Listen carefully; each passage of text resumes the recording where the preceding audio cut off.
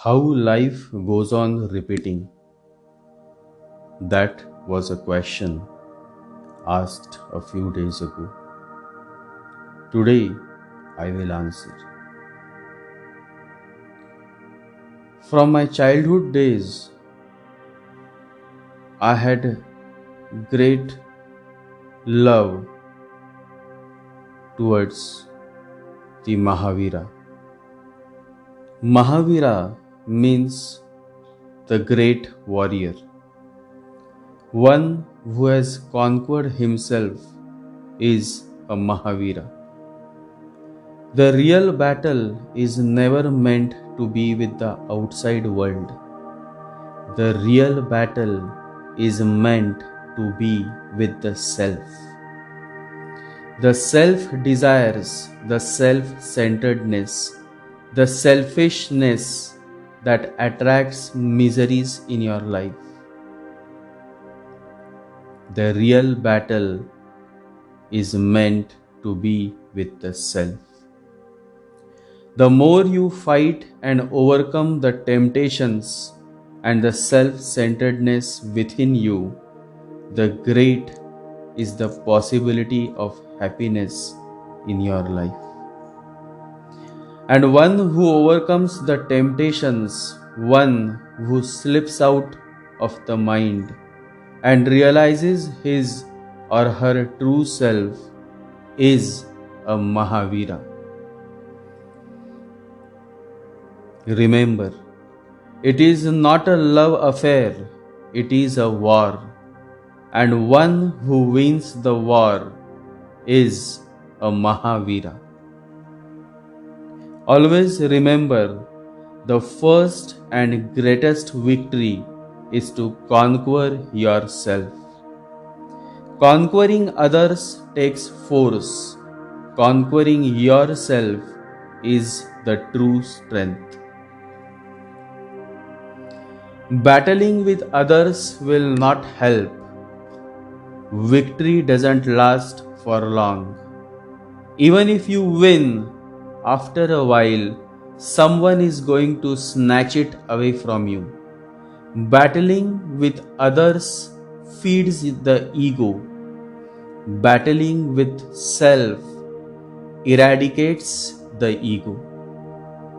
The more you fight with people you disagree with, the more you are going to make your life miserable. Fighting with others has never added any value to anybody. It has always done more damage than otherwise.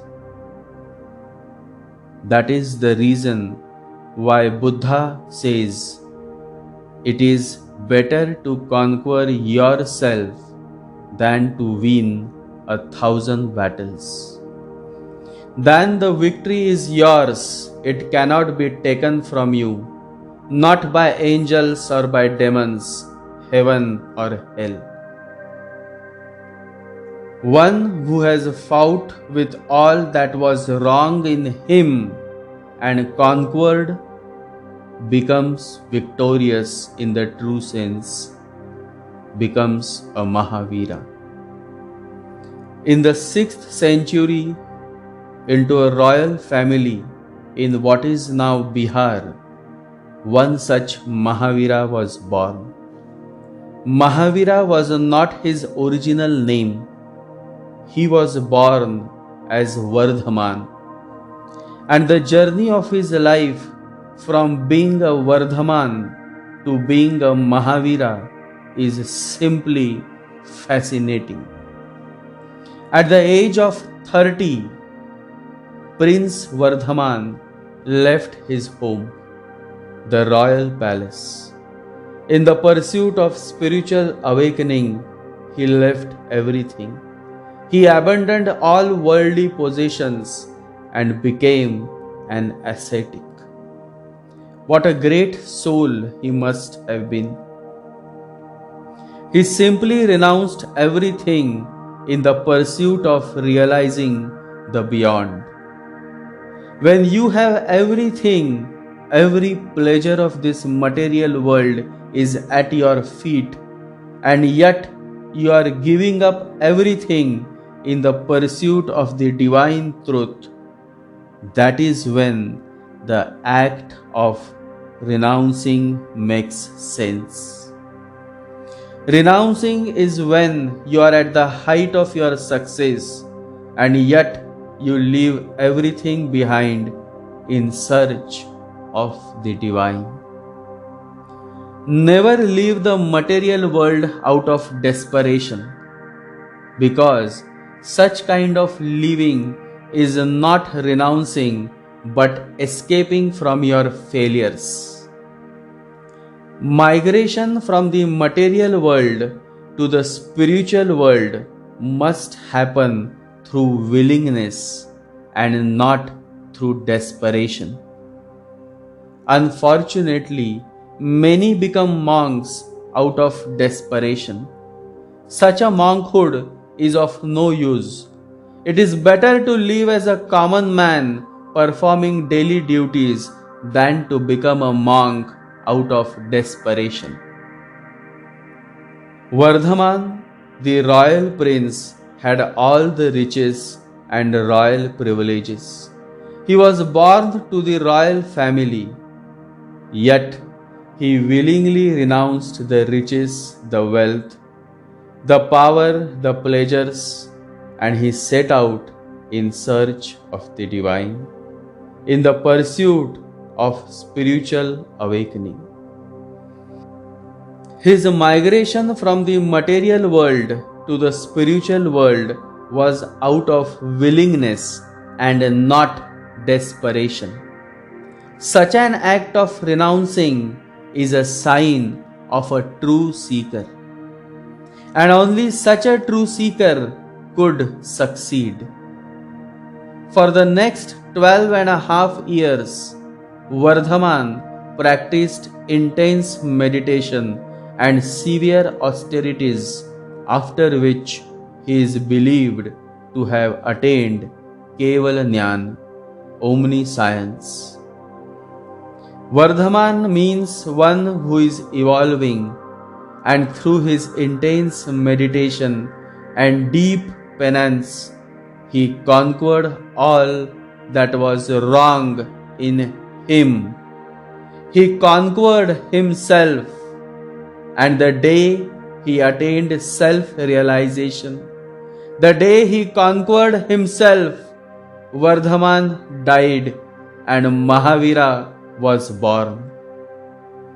What a fascinating transformation to restore our belief in the power of possibility. Astounding.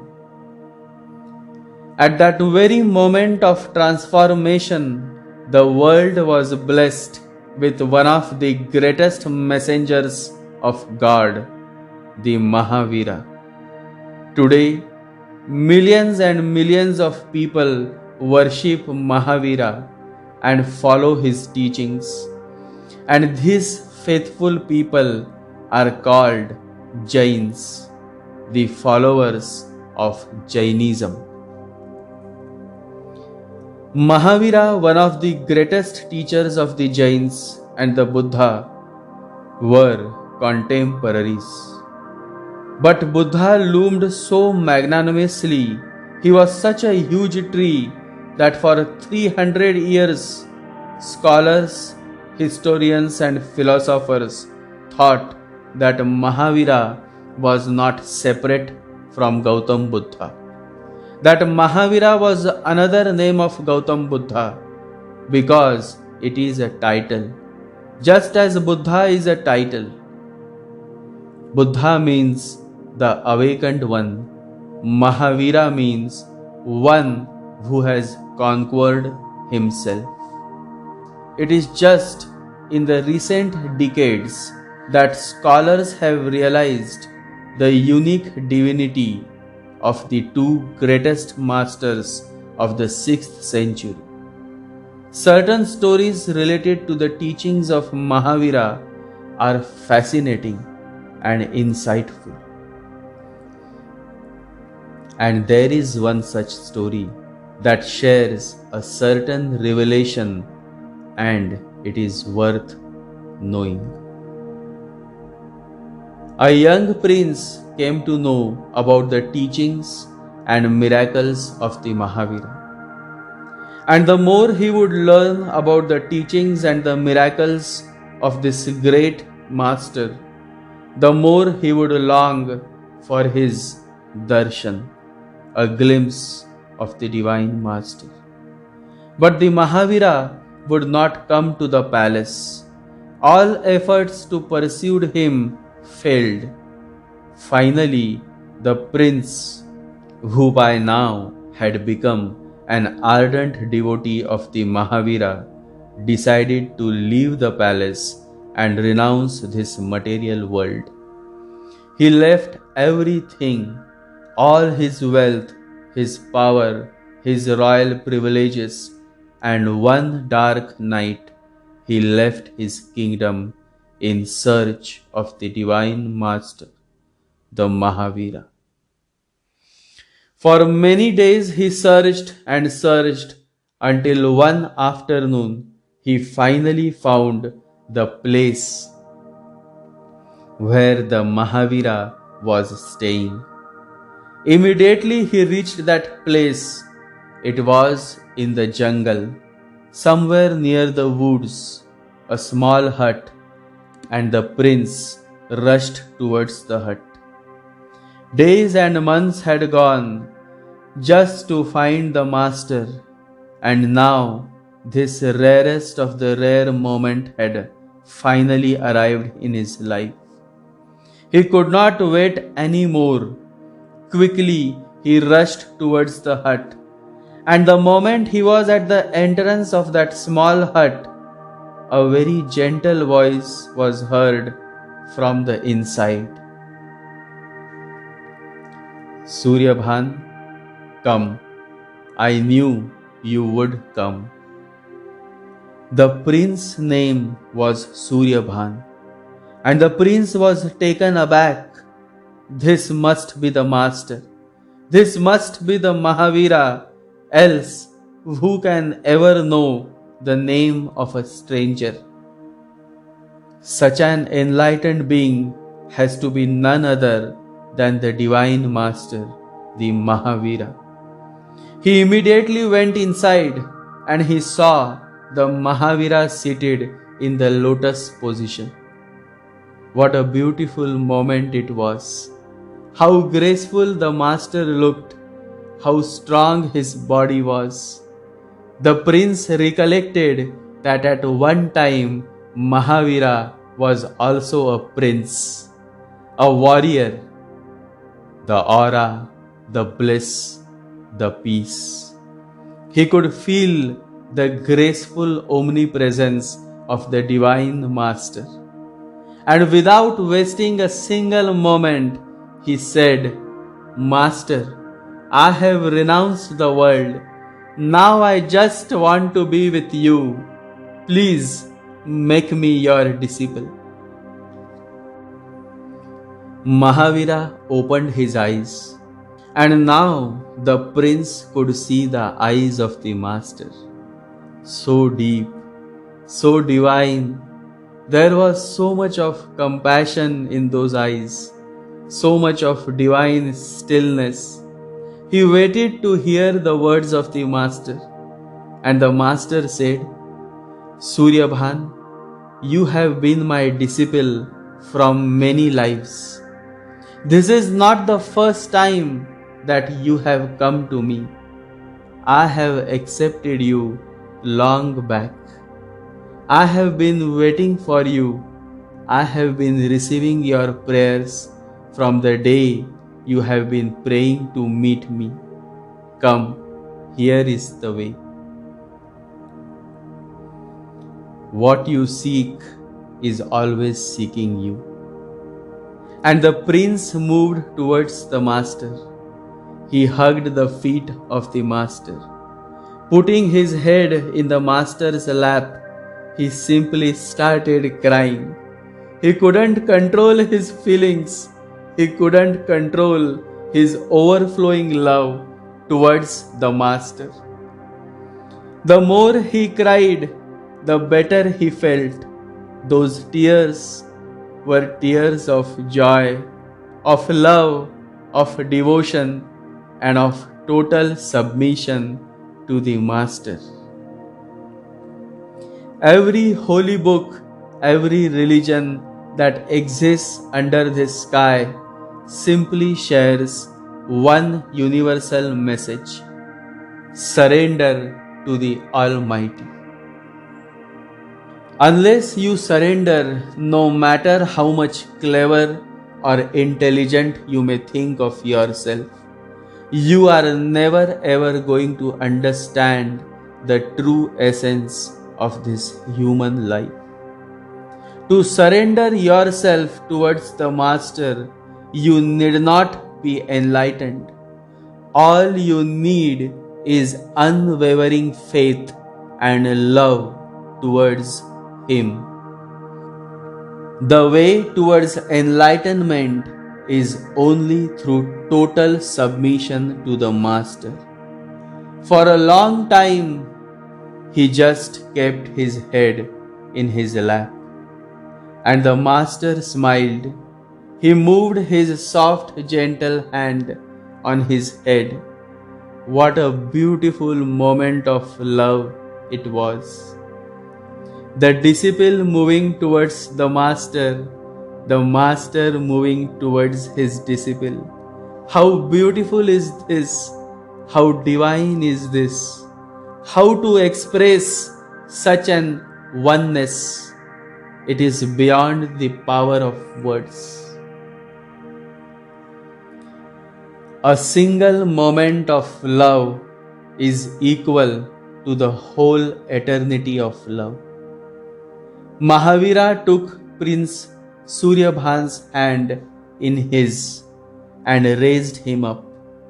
Then with a smile he said to the prince, "It is getting darker. Please go and bring some water from the nearby river. You will need it to cook some food." What could be more divine, more rewarding, more joyful than to serve the Master? Prince Suryabhan readily started serving the Master. His joy knew no limits. The more he would serve the Master, the more he would rejoice. This is what true love is, selfless and unconditional. Love exists only when you feel joy in your heart. That is the sign of true love. To love means to drop the ego, to drop yourself. Love means not to be. If you are somebody, then love never happens. To experience true love, you have to become a nobody. And the wise prince, who must have millions and millions in his treasury, who must have had hundreds of servants, out of love for the Divine Master, had now become a nobody. And the moment he became a nobody, love was experienced. Rejoicing in his true love for the Master, Prince Suryabhan felt happy within. But what disturbed him was the difficult life of being an ascetic. Half of his life he had been a prince. The lifestyle of the palace, the luxuries, the conveniences that he used to enjoy, he started feeling miserable without them.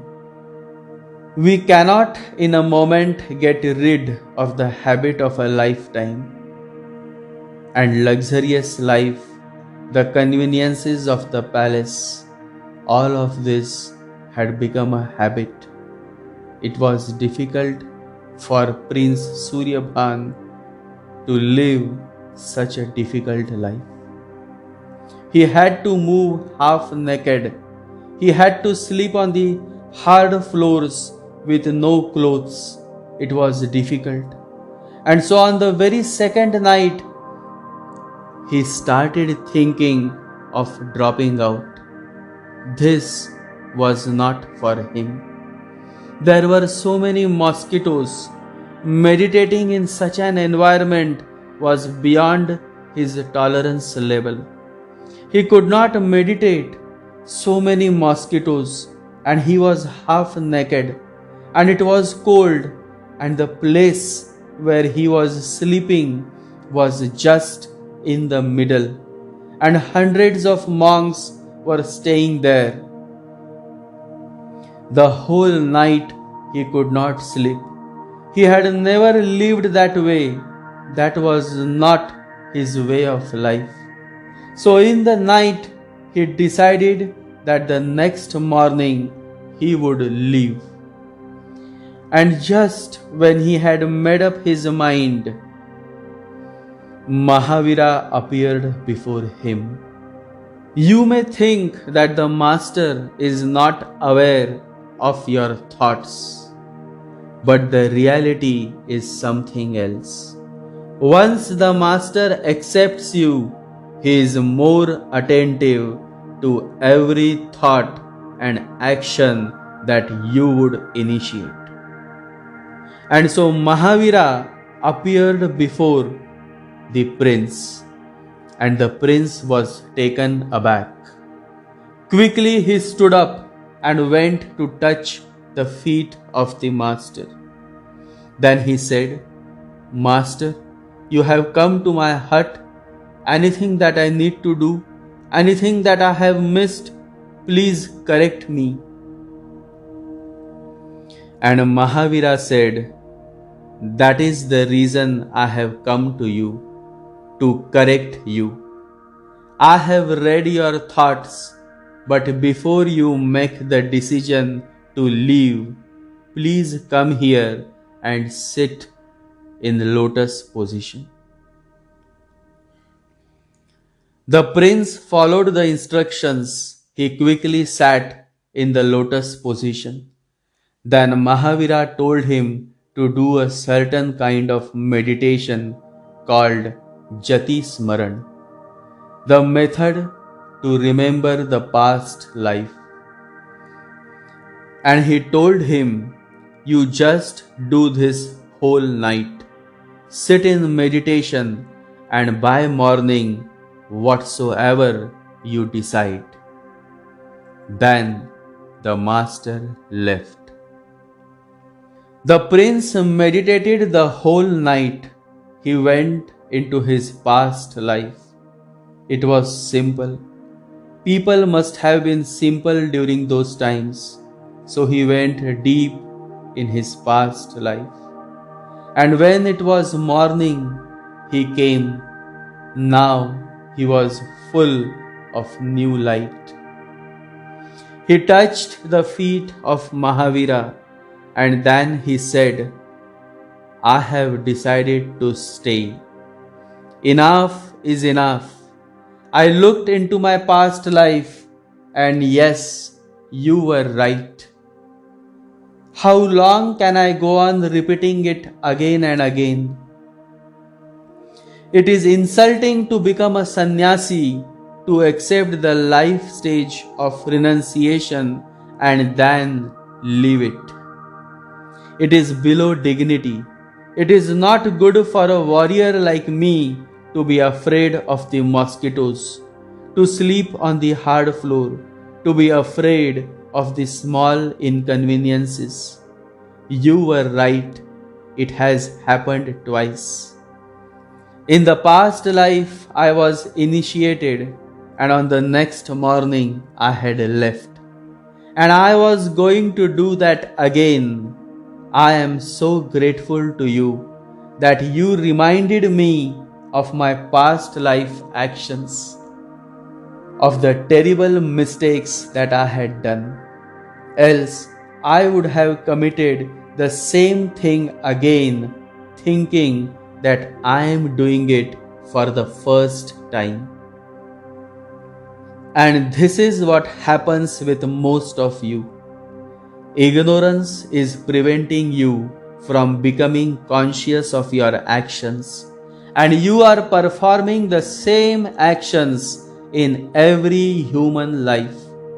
You think you are fighting for the very first time. You think you are doing a certain action for the first time in your life. But that is an illusion in which you have been living through. Life repeats itself mindlessly unless you become mindful. It will go on repeating like a wheel.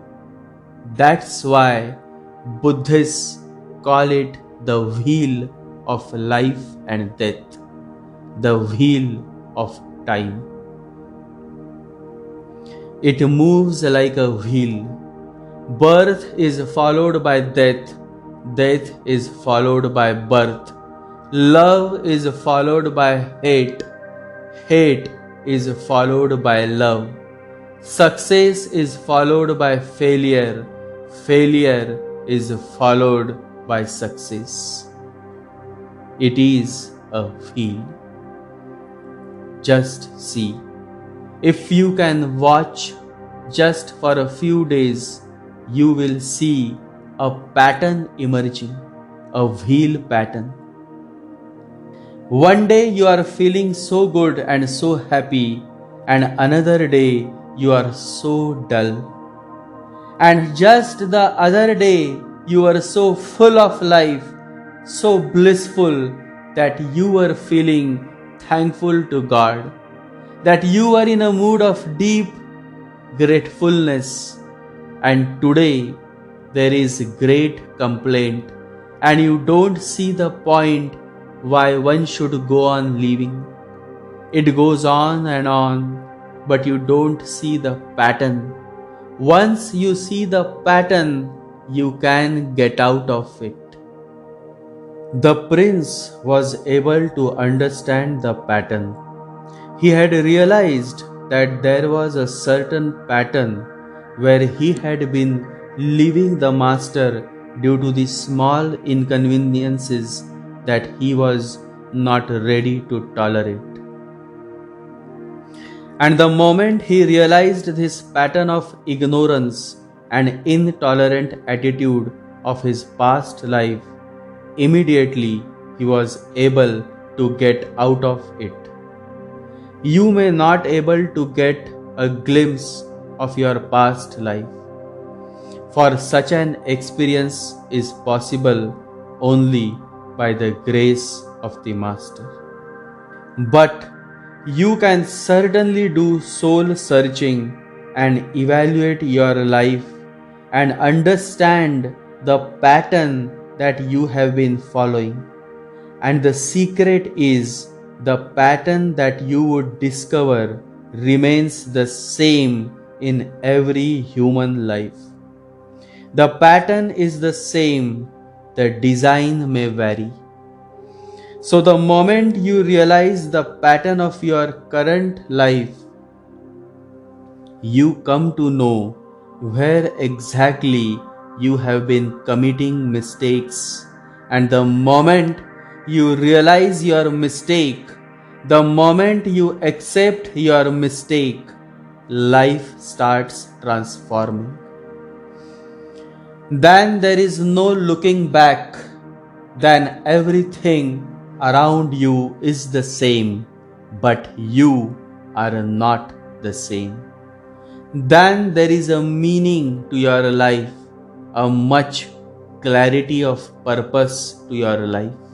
Then you are no more existing but living. How beautiful is this, and how insightful is this story of Mahavira and Prince Vardhaman. The more we meditate on this simple story, the more we are able to reveal the treasures of this human life.